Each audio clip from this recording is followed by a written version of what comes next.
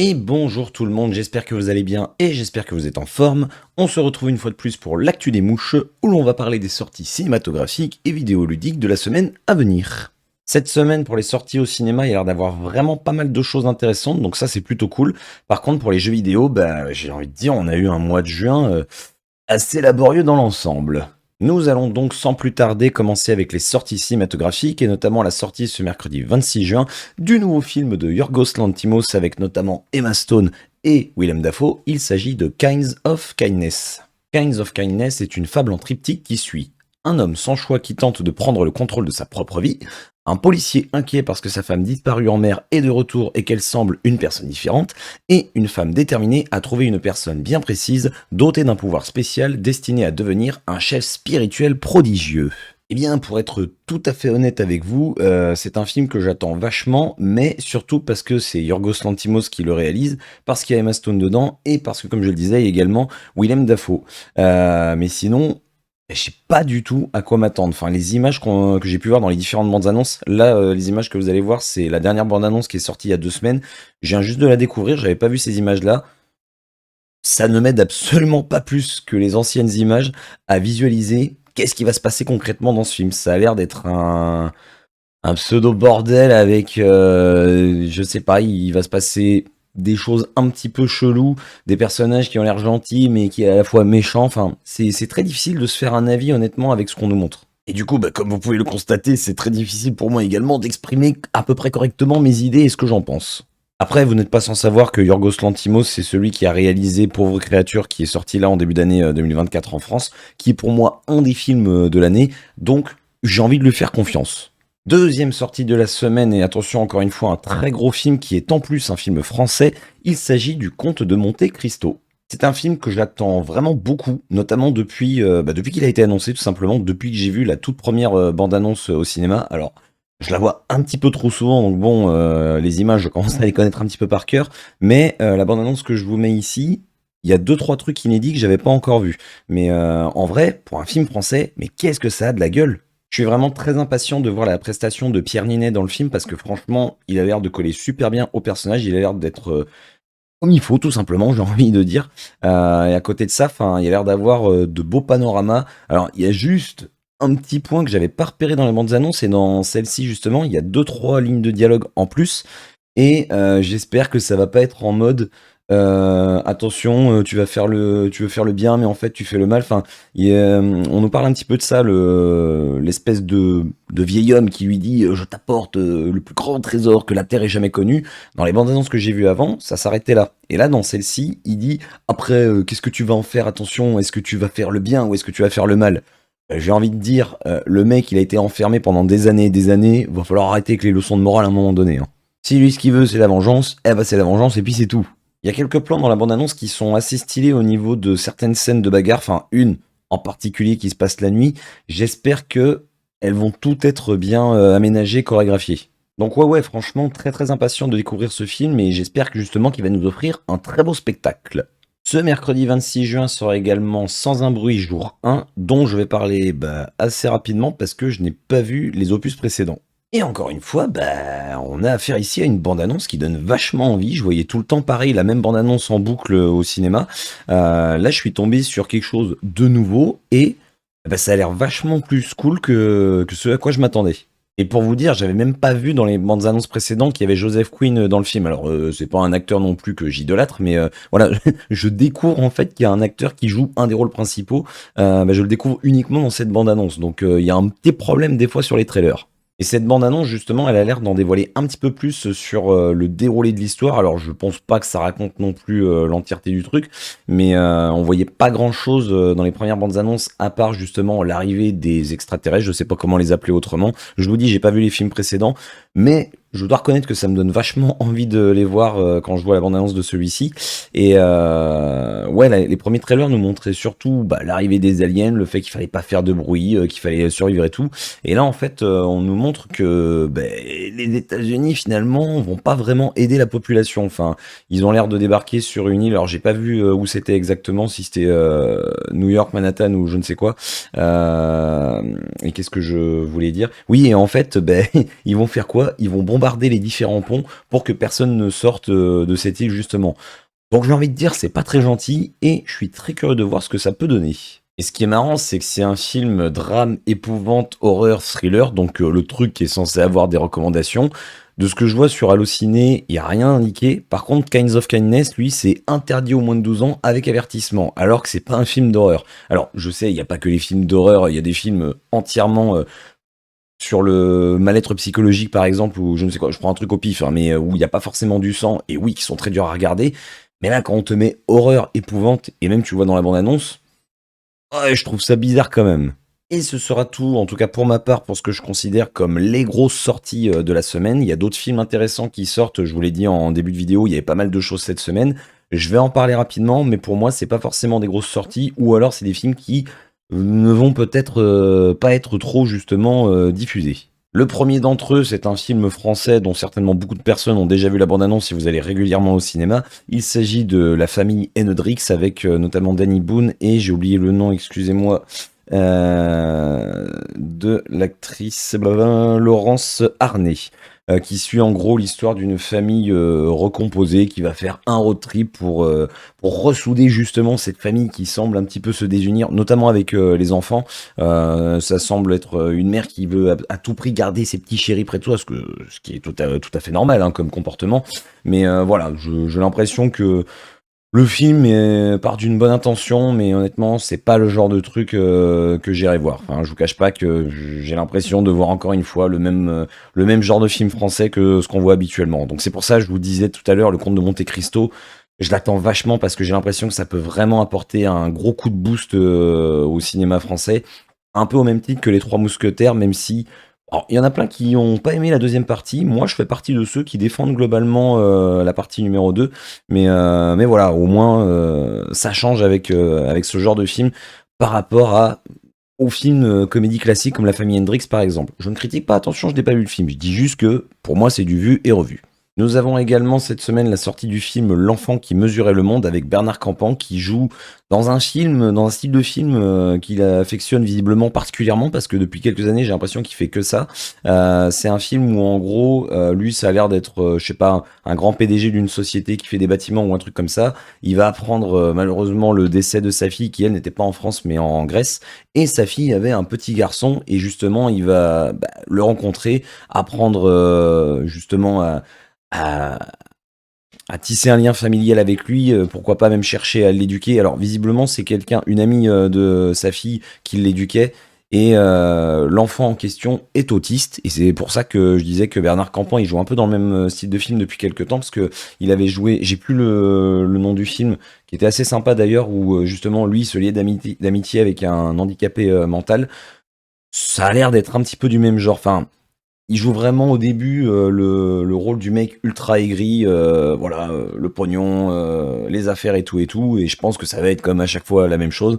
Au fil du film, bah, il va complètement changer de personnalité, et à la fin, certainement que tout le monde sera content, tout le monde sera ensemble, youpi lala, tout ça, voilà. Ce n'est pas une critique, hein, attention, c'est pas très sympa la façon dont je le dis, mais ne le voyez pas comme quelque chose de méchant, c'est juste pour dire que voilà, ça risque de bien finir pour tout le monde, dans le meilleur des mondes.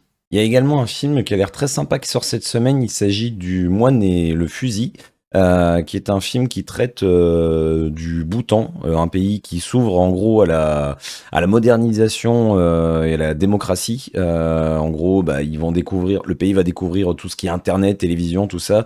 On va leur apprendre visiblement comment ça se passe pour voter. Donc un pays qui semble de prime abord avec beaucoup de restrictions, et le film, j'ai l'impression, va traiter entièrement de ça en suivant un moine qui est chargé par son maître de récupérer un fusil. Alors dans quel but?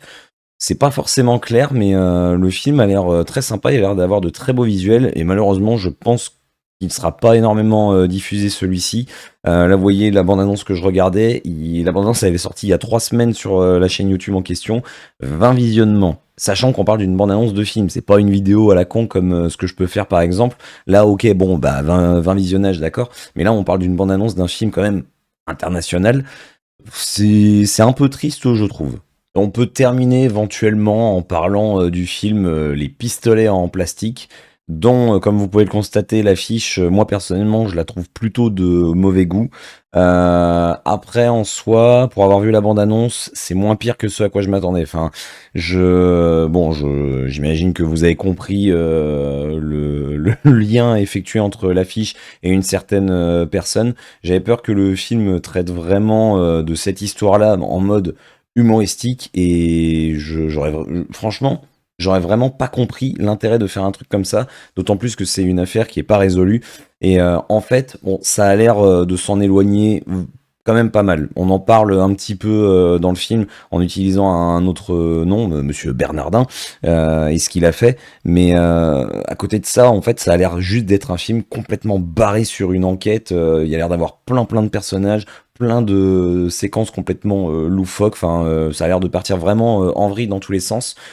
Donc j'ai envie de dire pourquoi pas. Même si, comme je vous disais, voilà, moi je suis personnellement pas fan du tout de cette affiche et je pense que ça va certainement en faire râler plus d'un. Après, oui, c'est le cinéma, je suis d'accord, il faut pas voir non plus le mal partout. Je cherche pas du tout à créer de polémique ou quoi que ce soit. C'est juste que voilà, l'affiche je la trouve pas à mon goût, c'est tout. Et nous en avons donc terminé avec les sorties cinématographiques. Donc comme je vous le disais, il y a quand même pas mal de choses intéressantes. On va pouvoir passer maintenant aux sorties jeux vidéo. Première sortie de la semaine, je vais en parler très rapidement et je vais même pas vous mettre de bande-annonce parce que ça va être très rapide. Ça sort ce mardi 25 juin, il s'agit de Riven, le remake du coup du jeu Riven qui est sorti en 1997, qui était la suite de Myst. Ça sort uniquement sur PC et en gros, de ce que j'ai vu, ça reprend le même principe que le jeu d'origine, sauf que là, cette fois-ci, on aura des déplacements entièrement libres. Ça se déplaçait de manière très rigide dans le premier film, enfin très rigide, non. Excusez-moi, je reformule. C'était d'écran en écran. On cliquait, on allait à un endroit. Je l'ai pas fait, mais j'ai vu du gameplay. Je l'ai d'ailleurs. Il faudrait que je le fasse. Mais voilà, on passait d'écran en écran. Là, ça va être entièrement modélisé en 3D. Donc, ça peut apporter quand même quelque chose de nouveau. Mais voilà, j'ai pas grand-chose à en dire de plus, si ce n'est que les graphismes ont été également bien lissés, forcément. Mais c'est tout. Le même jour sort le jeu Super Monkey Ball Banana Rumble uniquement sur Nintendo Switch. Il s'agit donc d'un nouvel opus de la saga Super Monkey Ball. J'ai les deux premiers épisodes, mais je les ai toujours pas fait, alors que je sais que c'est potentiellement un style de jeu qui pourrait me plaire et m'énerver un petit peu au passage. Mais ça a l'air très cool, très fun. Ça propose 200 niveaux inédits, donc c'est pas mal du tout. Il y a un mode local où on peut jouer, enfin un mode coop pardon, en local où on peut jouer à 4 joueurs. Et surtout, la grosse nouveauté, c'est qu'il y a un mode online avec jusqu'à 16 joueurs qui peuvent s'affronter soit dans des courses classiques où le but ça va être d'être le premier à atteindre la ligne d'arrivée. Donc si de ce que je vois dans la bande-annonce, j'ai l'impression qu'il y a quand même de la physique entre les participants, donc c'est cool entre guillemets dans le sens les participants peuvent se gêner entre eux, mais bon, ça va être un petit peu comme dans Fall Guy, ça risque de d'en énerver plus d'un. Il y aura également un mode chasse aux bananes, également un mode, j'ai pas trop compris exactement, le but ça va être d'allier nos forces pour détruire des robots. Enfin voilà, ça a l'air assez fun. Je connais juste vraiment de visu à travers des vidéos de gameplay la saga Super Monkey Ball, mais comme je vous le disais, ça a l'air ouais vraiment très cool, donc je pense que je me le prendrai. Alors c'est vrai que j'ai pas expliqué le principe, ce serait bien que je le fasse quand même pour celles et ceux qui connaîtraient pas cette saga. En gros, le but dans Super Monkey Ball, on contrôle un petit singe qui se trouve dans une boule, et le but c'est de partir d'un point A et de rejoindre un point B en traversant tous les obstacles. Et en gros, j'imagine que comme dans tous les jeux du même style, la difficulté va aller crescendo, c'est-à-dire qu'au début ce sera peut-être juste une ligne droite, après peut-être qu'il y aura des petits zigzags, les plateformes vont être de plus en plus petites, donc voilà, c'est pour ça que je disais, il y a un petit côté potentiellement énervement dans les parcours. Nous enchaînons avec la sortie ce jeudi 27 juin du jeu Luigi's Mansion 2 HD, qui est un portage de l'épisode qui était sorti sur Nintendo 3DS, cette fois-ci sur Nintendo Switch. Alors celles et ceux qui me suivent sur Twitch, on en a déjà parlé ensemble, vous devez savoir que mon ordre de préférence dans les Luigi's Mansion, c'est d'abord le 1, l'original sur GameCube, le 2 et ensuite le 3. Il y en a plein qui préfèrent le 3 ou deux autres, moi c'est pas le cas. C'est un bon jeu, mais je trouve qu'il a pas la même âme que les autres, même si graphiquement c'est un petit peu mieux. Je trouve vraiment que le premier a un charme qui reste inégalé encore aujourd'hui. Le 2, je l'avais beaucoup aimé, même si il avait un système un petit peu particulier par rapport au premier et au troisième. C'est qu'on choisissait vraiment niveau par niveau. C'était pas, il y avait pas une, enfin, il y avait une ligne directive, on va dire, mais c'était pas fluide dans les enchaînements. On sélectionnait un niveau, on faisait ce qu'on avait à faire dedans. Ensuite, on devait sélectionner un autre niveau. C'était assez particulier quand on avait fait, enfin, après avoir joué au premier. Et j'ai donc l'impression que dans ce remake HD, bah, il n'y a pas grand chose qui a changé. J'ai l'impression que c'est plus ou moins le même principe, certainement, enfin, c'est même pas certainement, excusez-moi, les graphismes, c'est de la HD maintenant, donc oui, ça a été lissé. Les environnements, j'ai l'impression que c'est globalement les mêmes, en tout cas de ce qu'on nous montre dans le trailer. Et surtout, la nouveauté qui a été apportée, c'est un mode, enfin, en tout cas, il me semble pas qu'il y avait ça sur 3DS, mais il y a un mode online qui peut jouer jusqu'à 4. Alors, à voir ce que ça peut proposer, ça peut être intéressant. Je pense pas que j'y jouerai en online, mais si il y a une comment dire, un mode histoire, on va dire, si c'est pas juste un niveau à faire, enfin comment dire, des mini-jeux ou des trucs comme ça peut apporter un plus. Après, même avec les mini-jeux, ça peut être cool, mais il faut juste que ce soit un minimum varié. Enfin, faut vraiment proposer plusieurs modes de jeu, je pense, pour que ça ait un minimum d'intérêt. En espérant que la connexion internet sur la Switch réussisse à tenir. J'en parle également, comme pour Riven, très très vite fait. Le même jour que Luigi's Mansion, on a la sortie de Black Sad Under the Skin qui sort sur PS5 et sur Xbox Series. Alors, c'est le même jeu que celui qui était sorti sur PS4, enfin sur les générations de consoles précédentes.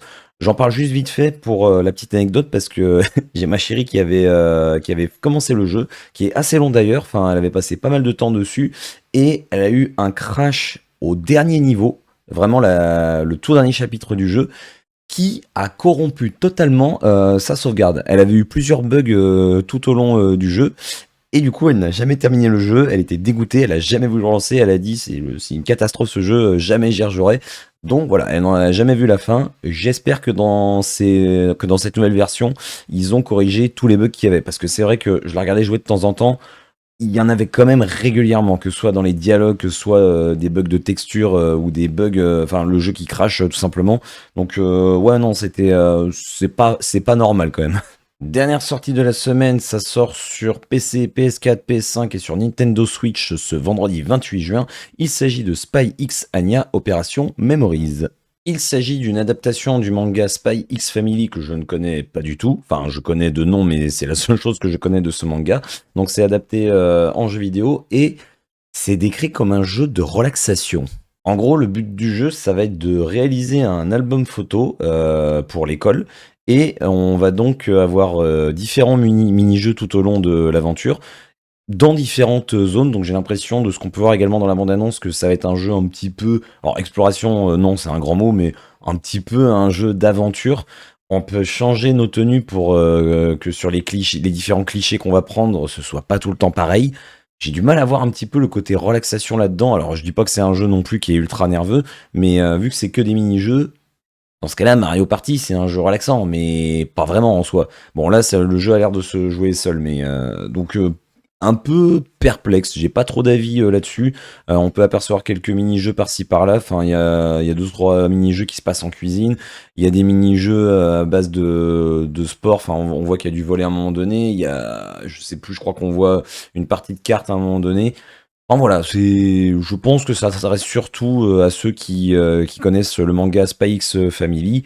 Après, à voir pour les autres. Et comme je l'avais annoncé en tout début de vidéo, et comme vous pouvez le constater, il n'y a pas 50 millions de choses au niveau des jeux vidéo cette semaine, même s'il y en a quand même 2-3 potentiellement qui pourraient être intéressants.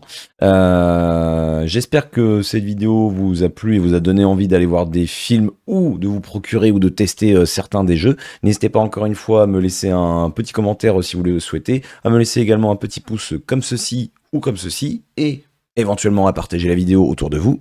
Et on se retrouve la semaine prochaine pour une nouvelle session de l'actu des mouches qui s'annonce, de ce que je peux voir, avec pas un énorme contenu, mais on essaiera encore une fois de faire au mieux. Et il ne me reste plus qu'à vous souhaiter une très bonne journée, une très bonne soirée et ou une très bonne nuit. Comme d'habitude, prenez soin de vous et bisous tout le monde.